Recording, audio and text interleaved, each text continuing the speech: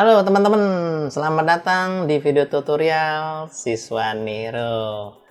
Kali ini saya akan menjelaskan materinya rendering di 3D Blender teman-teman. Apakah renderingnya sama dengan software lain? Oke, nanti saya akan jelaskan secara detail ya. Sebelum saya jelaskan secara detail, teman-teman jangan lupa like, subscribe, dan aktifkan loncengnya supaya teman-teman bisa mendapatkan video terbaru setiap minggunya dari saya. Oke teman-teman, kalau begitu kita langsung saja simak videonya ya. Oke teman-teman, kali ini saya akan menjelaskan bagaimana cara merendering di 3D Blender ya. Oke teman-teman, saat ini kita akan buka file dulu yang pernah kita pelajari kalau nggak salah di sesi kedua ya. Sesi kedua itu gambarannya seperti ini, nggak usah bingung-bingung, dibuka saja. Nanti saya coba share di description-nya seperti apa. Jadi tampilnya seperti ini teman-teman ya. Nah teman-teman, kalau diperhatikan saya sudah mendapatkan gambaran seperti ini. Terus teman-teman saat ini coba untuk merubah, ini ada tiga view ya. Nah ini view-nya saya rubah dulu ya. Teman-teman coba untuk saya geser ke kanan dulu. Saya geser ke kanan, kurang lebih dari tengah. Terus kemudian ini saya klik kanan di sini ya, klik kanan di bagian antara viewport atas dan viewport bawah. Pilihnya join area. Oke, saya klik join ke atas aja deh. Nah, itu dia teman-teman. Oke, sebelum kita rendering, biasanya saya akan men-setting kameranya teman-teman. Nah, itu bagaimana caranya. Jadi kalau teman-teman melihat bahwa di sini sudah ada kamera, nih dia yang saya tunjuk ya. Teman-teman bisa ngeliat ya kameranya, kondisi seperti itu. Nah, saran saya kalau kepengen bermain kamera, gunakan dua arah. Ya.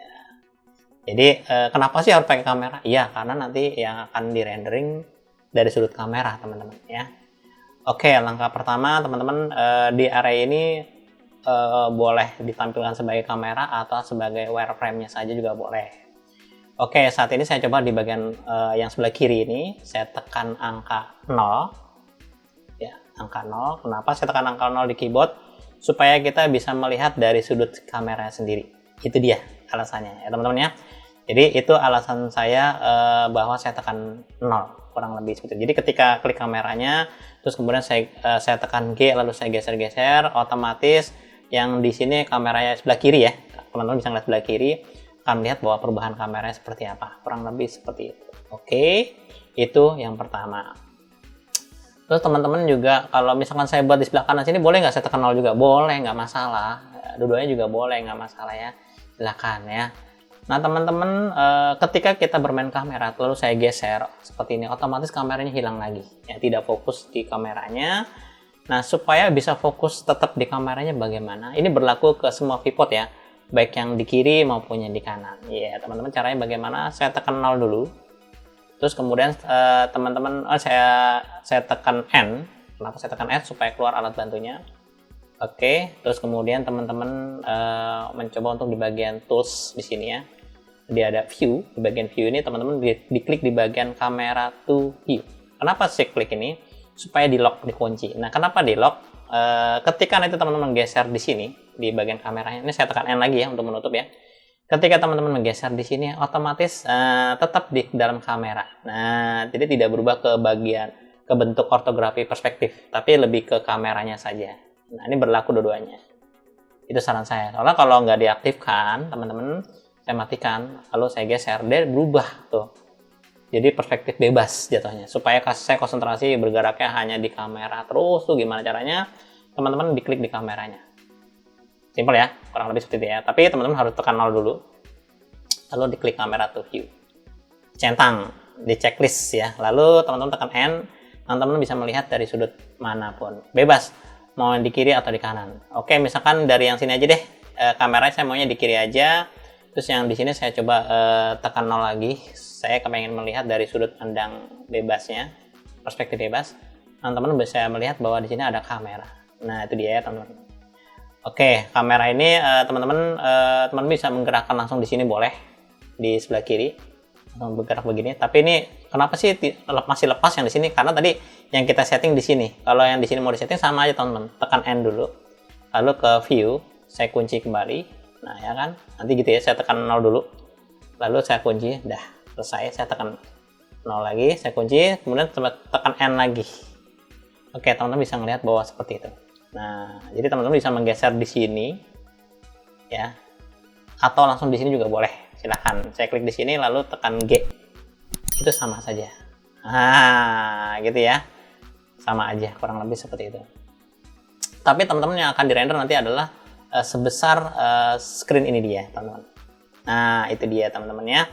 Jadi saran saya nanti teman-teman kalau misalkan ini kejauhan atau kedekatan sudut pandangnya, teman-teman tinggal di scroll aja. Nah, scroll tanpa harus di sini, tanpa harus di kanan.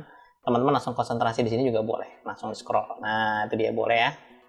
Nah, atau ditekan shift, geser ke kanan kiri juga boleh, ke bawah, atau di scroll zoom. Oke, seperti itu ya teman-teman. Jadi pada dasarnya cara kerjanya seperti itu. Nah, saat ini saya kepengen mencoba untuk bermain tampilannya tidak seperti wireframe tapi solid berbentuk 3D ya. Teman-teman harus aktifkan di sini, teman-teman. Aktifkan di sini ya, terus kemudian teman-teman harus sabar ya. Ketika diaktifkan di sini otomatis komputer akan mencoba mendeteksi bayangan dan sebagainya karena standarisasi dari si Blender ini sudah ada lighting-nya, teman-teman. Nah, oke. Saya geser ke tengah dulu ya, kira-kira dibagi dua deh biar tahu. Jadi setiap kita bermain kamera, selalu mata kita ada di sebelah kiri dan kita bisa menggeser-geser di sini, di sebelah kanannya. Atau langsung di sini juga boleh, silahkan. Mau di zoom atau mundur, kurang lebih seperti itu. Oke, teman-teman ya. Jadi cara kerja seperti itu. Nih saya putar sedikit ya. Saya coba saya putar ke sana. Nah, oke, saya dekatkan ke sini. Atau saya dekatkan kemari juga boleh. Nah, ya. Saya konsentrasinya di sini. Saya geser ke atas dengan tekan shift lalu geser ke atas sedikit. Ya. Nah, teman-teman. Terus kemudian teman-teman kalau mau di zoom secara keseluruhan seperti ini juga bisa, tapi hanya dapat di area tertentu. Nah, itu dia teman-teman. Oke, saya mundurkan lagi seperti ini. Nah, saya kepingin kamera itu kalau misalkan nanti di rendering itu ada depth of field. Itu nanti dulu ya teman-teman. Saat ini saya hanya menjelaskan kira-kira sudut pandang kameranya itu bagaimana. Nanti ketika kita rendering baru ketahuan depth of field-nya seperti apa. Jadi depth of field itu apa sih? Jadi kamera itu ada titik fokus. Ya, kira-kira di objek tertentu dia fokus, nanti yang lainnya ngeblur, kurang lebih seperti itu. Oke, setelah sampai di sini teman-teman, kamera sudah saya setting posisi seperti ini. Nah, teman-teman bagaimana cara rendernya? Nah, itu dia teman-teman. Untuk rendering teman-teman sangat gampang di sini. Kita cukup menekan di menu rendering, pilihnya render image. Saya tidak menjelaskan render animasi ya, belum. Nanti ada satu video saya akan jelaskan mengenai render animasi. Saat ini konsentrasi di render image dulu teman-teman ya. Atau tekan F12 juga bisa di keyboard. Nah, standarisasi dari render image ini teman-teman, kalau saya tekan F12 itu pasti berat banget. Berat banget kenapa? Karena settingan awalnya teman-teman harus memperhatikan di sini yang saya tunjuk nih. Di sini ada namanya adalah render properties dan satu lagi adalah namanya output properties. Nah, itu dia teman-teman. Ya. Ini bedanya apa gitu ya. Jadi ini lebih konsentrasi nanti kalau yang render yang di sini ada namanya adalah istilah namanya render properties itu untuk tingkat kehalusan. Nah, kita ngatur di sini. Sedangkan yang di bawah ini adalah output properties adalah yaitu untuk mengatur screen. Layarnya besar seberapa yang kita butuhkan kurang lebih. Maksudnya bagaimana? Oke, di sini kan defaultnya adalah sekitar misalkan 1920 ya kali 1080. Ingetin ya, itu standarnya. Ketika saya kecilkan, misalkan saya kasih 100% ya, ini pasti berat teman-teman, karena default pertama kalinya berat. Nah, supaya teman-teman tidak terlalu berat ketika render, kita jangan berbicara ini dulu ya, kualitas. Karena seperti judulnya bahwa tadi kalau kita perhatikan rendering image, setting kamera sudah tadi, terus kemudian dimensinya. Nah, dimensinya itu bagaimana? Nah, teman-teman saat ini kita coba untuk masuk ke bagian di sini, output properties. Ya, kalau misalkan saya ketik, misalkan contohlah 320 kali 240 ya. 240. Nah, itu nanti teman-teman rendernya akan ringan. Nah, ringan ya. Kenapa ringan? Oke, ya karena resolusinya kecil. Gitu ya. Ini setting dimensi, teman-teman. Kita coba ke menu render, pilihnya render image. Nah, kita lihat. Nah, itu dia teman-teman. Jadi, langsung keluar kayak gini. Oke, waktunya sudah ketahuan 1 detik. sekian 96 ya. Nah, itu dia. Bagaimana kalau misalkan saya naikkan nilainya? Misalkan saya naik 420, ya saya coba ya, atau 520 deh. 520 ya kan ditambah 2 ya. Di sini juga sama 440. Oke, 440. Oke ya. Kita lihat. Oke ya. Terus kita render lagi image. Nah, teman-teman, agak lebih lama lagi karena memakan waktu. Nah, tuh. Membutuhkan 3 detik. Oke, perbandingan gitu ya. Jadi sangat berbeda. Jadi kalau misalkan saya pakai yang 720 576, wah lebih berat lagi. Nah, saya ketik misalkan 720 kali 756 576. Nah, 720 576. Oke, kurang lebih seperti ya. Dah. Oke, terus kemudian saya pilih render image. Nah, baru keluar dia ngasih tahu 5 detik 14 frame. Lebih lama teman-teman ya. Jadi itu cara settingnya teman-teman. Nah, itu tergantung kebutuhan. Kalau misalkan saya maunya mau dimasukkan ke Instagram, berarti ya jatuhnya 1000 kali 1000, tapi tinggal diketik aja 1000 kali 1000. Nah, itu nanti dibentuknya jadi kotak. Kurang lebih seperti itu. Kalau tadi kan standarnya adalah 1920 kali 18 ya 18 10 80. Nah, standarnya gini. Kurang lebih ya.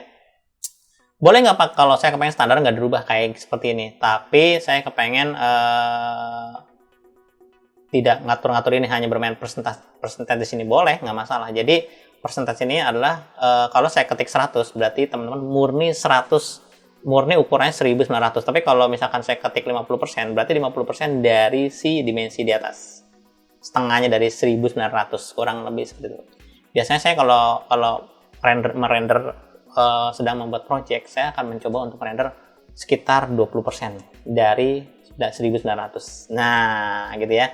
Kenapa demikian? Saya ingin melihat aja dulu kira-kira outputnya seperti apa. Nah, itu dia teman-teman. Nah, lebih cepat, hasilnya sama gitu kan. Tapi saya melihat bayangannya seperti apa gitu ya. Soalnya kalau saya pakai yang 100% itu lama banget teman-teman. Nah, saran saya mendingan teman-teman gunakan 10%. Jadi tidak membuang waktu ketika render ya. Render preview dulu, render preview sebentar waktunya. Nah, itu dia temennya jadi ini. Nah, select gitu kan udah kebayang, oh seperti ini jadinya, kurang lebih. Ya sudah, kalau udah cocok, udah fix gambarnya seperti apa, teman-teman tinggal kira-kira dibesarin. Nah, tinggal diatur. Saya maunya kalau udah fix, misalkan peletakannya seperti ini, pencahayaan seperti ini, baru teman-teman dikasih 100%. Nah, baru rendering image. Nah, itu nanti akan lebih lama lagi teman-teman ya. Oke, teman-teman, ini dia hasilnya. Tadi saya skip ya. Jadi memakan waktu sekitar 25 detik ya, 47. Kurang lebih seperti itu. Hasilnya akan lebih, bedanya kalau resolusinya tinggi, nanti gambar ketika diberbicara tidak pecah. Itu doang bedanya ya, teman-teman. Tapi kualitasnya tetap sama. Kualitas sama ya. Lebih seperti itu ya. Oke, teman-teman, itulah caranya bagaimana cara mengontrol seperti tadi, yaitu setting dimensinya kurang lebih. Setting dimensinya jangan lupa mainnya di sini yang gambar kayak printer tuh ya. Resolusinya biarkan saja normal, dan teman-teman saran saya kalau mau bermain rendering sementara gunakanlah 10%. 10-30% supaya teman-teman tidak keberatan. Itu dia teman-teman. Simpel ya, sederhana ya. Oke, terus kita masuk ke bagian yang namanya, saya kepengen nih jadi sekitar ini aja deh, sekitar 30% aja ya teman-teman ya, percentage renderingnya. Oke, lalu teman-teman tinggal diklik di sini. Saya kepengen kualitas ya, kualitas rendering. Di sini ada dua pilihan engine yang temennya, ada namanya Eevee sama yang namanya Cycles. Oke, itu bedanya apa? Oke, kalau saya pakai yang Eevee, jadi kalau misalkan teman-teman kita perhatikan di sini ada sampling ya, sampling render viewport, itu apa bedanya? Oke. Jadi kalau di sini kalau kita perhatikan di Eevee, render sama viewport bedanya apa? Render ini hasil ketika kita di render. Sedangkan kalau viewport ini adalah preview ketika di sini. Nah, saran saya sih sama dua-duanya kalau bisa. Tapi standarnya dari Blender adalah 6416 kurang lebih seperti itu. Lalu kalau misalkan previewnya saya kasih taruhlah 1, biar ketahuan banget ya, 5 deh. Teman-teman bisa ngeliat di sini ya nih. Nah, teman-teman bisa ngeliat tuh. Ya. Oke, terus kemudian saya coba render deh. Nah, kita lihat render hasilnya. Ini 30% ya teman-teman ya. Kita bisa melihat. Nah, itu dia. Nah, ini kalau ini ngebaca yang mana nih? Oke. Kalau ini ngebaca yang 64. Nah, 64. Jadi kalau misalkan saya bawanya saya kasih 1. Di sini gambarnya kasar, teman-teman. Oh, nggak soft, nggak bagus. Ini hanya preview doang di sini. Ya. Nanti akan dibaca oleh rendering adalah yang atas. Nah, kalau yang di atas dikasih angka 1 juga, udah baru sama yang bawah. Ya. Angka 1 gitu ya. Nanti hasilnya sama kayak yang di bawah ini, sama kayak yang di pivot. Nah, render image. Lihat hasilnya tuh kan nggak bagus gitu kan. Jadi prinsip dasar adalah makin tingginya nilai rendering di sini, ya kalau saya kasih misalkan taruhlah misalkan 125 atau 126, ya 256 dan sebagainya, ya silakan, atau 100 silakan, itu makin halus hasilnya gitu kan. Kenapa nggak di sini kasih 100 gitu kan? Kalau dikasih 100 ya nanti hasilnya bagus di sini gitu kan. Tergantung komputer kan masing-masing kan berbeda-beda. Kadang-kadang, Pak, komputer saya nggak kuat dan sebagainya. Saran saya lebih baik dikecilkan saja, kasih aja sekitar 5, terus di bawahnya sekitar misalkan 10 atau 25, kurang lebih seperti itu ya teman-teman. Oke, jelas ya. Jadi ini adalah hasil render, makin tinggi nilainya, berarti makin halus kualitasnya. Karena saat ini kita berbicara masalah settingan kualitas, teman-teman. Jadi teman-teman harus ke rendering, terus kemudian pivotnya kalau bisa sama dua-duanya, kalau bisa. Tapi resikonya berat ya, karena ini akan memunculkan preview sementara belum di-render. Tapi kadang-kadang ada orang kalau komputer kuat, dia nggak mau render dulu. Saya maunya langsung previewnya sama deh, kurang lebih seperti itu. Oke, jadi itu EV. Jadi resikonya kalau EV ini, kalau ketika render, dia langsung plug keluar. Dan lagi dengan cycle. Oke, kalau cycle ini biasanya rendering dia berdasarkan biasanya setiap komputer kan ada kayak VGA ya. Nah, itu dia akan ngebaca VGA. Kalau si EV ini si EV ini dia standar, si Blender akan ngeset sendiri otomatis kurang lebih seperti yang apa adanya. Biasanya tidak menggunakan yang VGA ini ya, yang dipasang gitu. Sekarang kita ke cycle. Nah, untuk ke cycle saya coba untuk settingannya saya rubah ya, outputnya nih saya rubah 10% aja deh.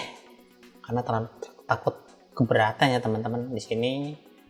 Untuk webcamnya saya matikan dulu karena ini mempengaruhi display. Kalau ada webcam itu nanti resikonya dia akan ngebaca si rendering juga displaynya, webcam juga nanti jadi agak nge-lag kurang lebih. Oke, ini saya coba render dulu, render image. Ya, hasilnya kayak gini ya teman-teman jadinya ya, kurang lebih ya. Outputnya 10%, tidak apa-apa. Ini hanya contoh doang.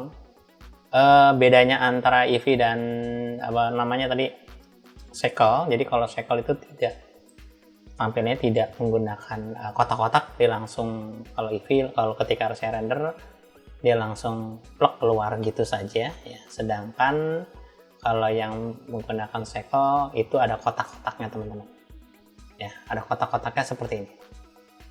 Nah, itu dia kotak-kotak kayak gini. Nah, kotak-kotak ini setting standarnya seperti itu teman-teman, karena si outputnya saya kasih 10% ya, untuk memperingan saja tujuannya. Jadi kalau misalkan kotak-kotaknya mau dirubah bisa nggak? Bisa. Caranya bagaimana? Nah, kita harus ke bagian namanya render property. Di sini ada namanya perform. Nah, perform ini kita lihat bahwa kalau memang kotaknya terlalu besar, kalau mau lebih cepat lagi saya kasih sekitar 5 pixel, bawahnya 5 pixel juga. Tik 5 aja ya. 5. Oh, 8 paling kecil ternyata. Saya 8 aja deh ya. Oke, biasanya saya makainya 10 rata-rata. Ini saya coba ketik 5 tidak mau, tapi ya ternyata ada 8. Oke. 5 aja deh. Ternyata nggak mau ya, 8 aja ya. Ketika saya render lagi, lihat, nah dia lebih kecil. Nah, itu dia. Ya. Jadi lebih cepat prosesnya. Hasilnya sama, tidak ada bedanya, kurang lebih. Oke, misalkan saya perbesar settingannya sekitar 20% deh ya, 20%. Kemudian saya coba ke render image. Lihat hasilnya teman-teman. Nah, sudah kelihatan ya. Oke, hasilnya seperti itu teman-teman, bisa kelihatan kurang lebih. Ya. Jadi kalau kita menggunakan EV sama cycle, yang kelihatan di mananya? Nah, kelihatannya tuh di sini ya teman-teman. Nah, di bagian mungkin saya konsentrasi, saya zoom ya, saya deketin ya di sini. Saya coba saya zoom, saya besarkan. Oke, saya dekatkan di bagian sini aja deh. zoom ya. Oke, ini saya menggunakan yang namanya adalah Shekel. Nah, dia sedikit ada biasnya ya. Lain kalau misalkan saya menggunakan EV. Nah, dia warnanya lebih gelap. Nah, itu dia ya, lebih gelap, jadi ketahuan. Kalau saya menggunakan EV dia lebih bagus. Saya menggunakan Shekel maksudnya, saya lebih bagus ya, agak sedikit ada cahaya sedikit di sisi kanan kirinya ya. Sangat beda ya hasilnya ya. Jadi kalau misalkan saya menggunakan yang EV, terus kemudian saya coba untuk render image, nah kayak gini gelap ya. Ini saya coba perbandingan, saya buat perbandingan aja. Ini slot 1 ya, sekarang saya menggunakan slot 2. Oke, saya close dulu, saya ganti yang Shekel dengan setting yang sama. Saya ke render image. Oke, kotak-kotaknya tidak terlihat, sekarang di render terlihat, karena tidak ya. Kalau aslinya sih kelihatan. Oke, teman-teman bisa lihat di sini ada slot 1 dan slot 2. Jadi ini kita bisa melihat perbandingan nanti kalau ada render yang EV sama yang tidak, apa perbedaannya. Oke, setelah itu baru saya klik slot 1, lihat hasilnya lebih gelap ya, tidak kayak kurang mantep gitu ya, bayangannya tidak alami. Sedangkan kalau saya ini pakai yang EV, kalau saya slot 2 menggunakan Shekel, dia lebih ada biasnya. Nah, ada pendar-pendar sedikit. Oke, jadi kalau untuk produksi kayak misalkan animasi atau render yang bagus, saran saya menggunakan yang Shekel. Tentu perbedaan antara Shekel tadi saya sudah jelaskan bahwa kalau yang EV itu dia standarisasi display komputer yang ada padanya, sedangkan kalau yang Shekel ini dia biasanya mendeteksi berdasarkan VGA teman-teman ya. Jadi berdasarkan VGA. Oke, saya tidak menjelaskan masalah GPU dan sebagainya. Jadi ini adalah deteksi dari si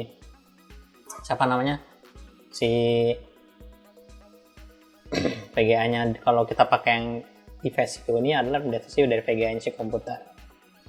Oke, jadi kalau tadi sudah lihat teman-teman bahwa kotak-kotaknya berubah, di sini saya rubah menjadi 8 pixel kecil-kecil, itu mempercepat rendering. Nah, teman-teman di sini ada pilihan treat mode-nya. Jadi kalau fix itu sama kayak EV, satu kali jebret tapi lama prosesnya gitu ya, cuman kelihatan gitu ya. Kalau saya klik ini fixed gitu ya, terus kemudian saya render, nanti bagaimana dia memproses juga sama, tapi satu-satu, kotaknya satu-satu gitu sampai selesai ya. Oke, tapi saran saya pilihnya auto detect ini artinya si render mendeteksi RAM yang kita punya, kurang lebih seperti itu ya, yang saya tahu seperti itu.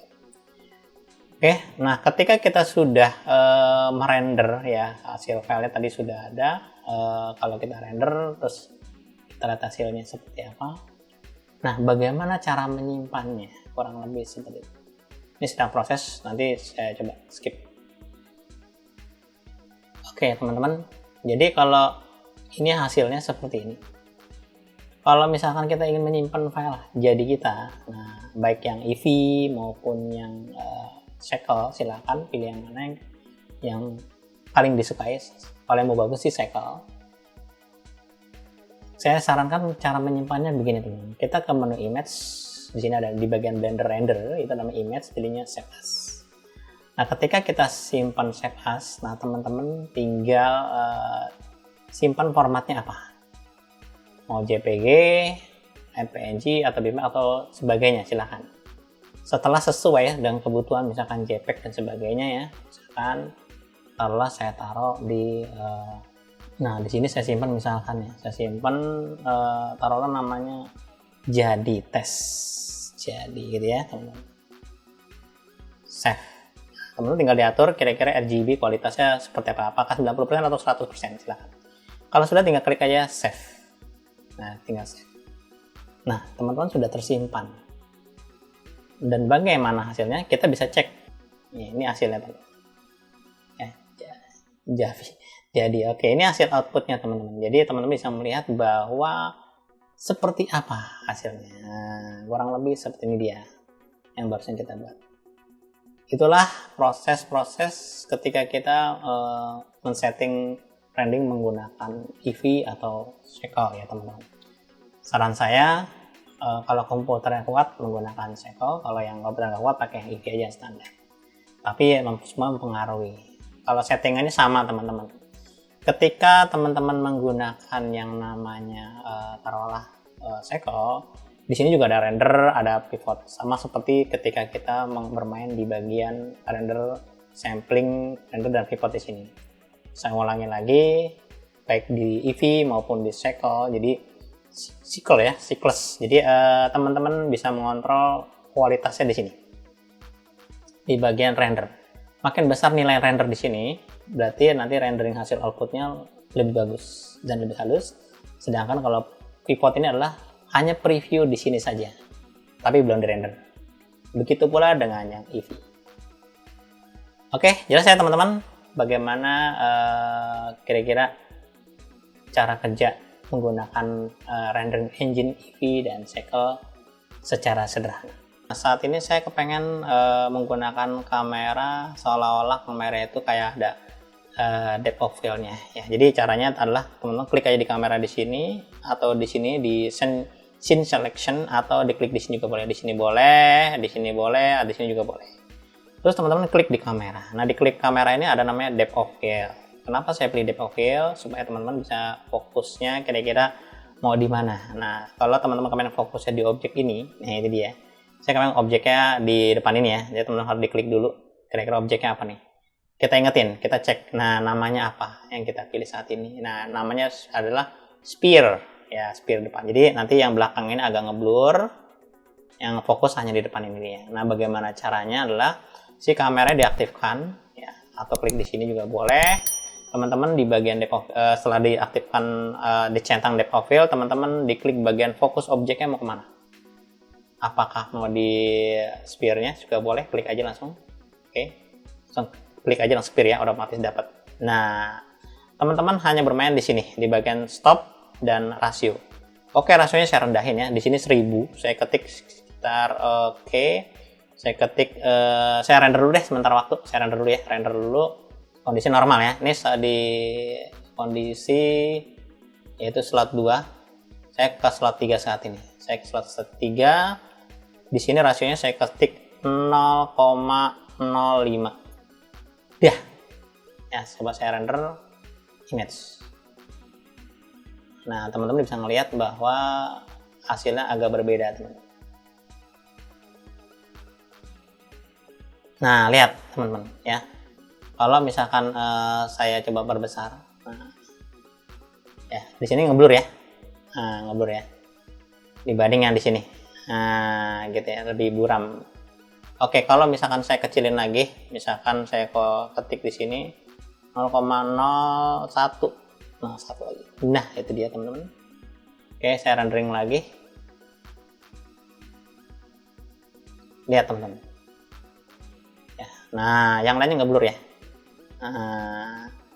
Jadi yang sphere-nya tidak ngeblur. Nah, itu dia. Jadi itu namanya depth of field. Jadi yang lainnya seolah-olah ngeblur, yang di satu objek konsentrasi kameranya di satu sphere ini tidak ngeblur. Itu dia cara bermainnya.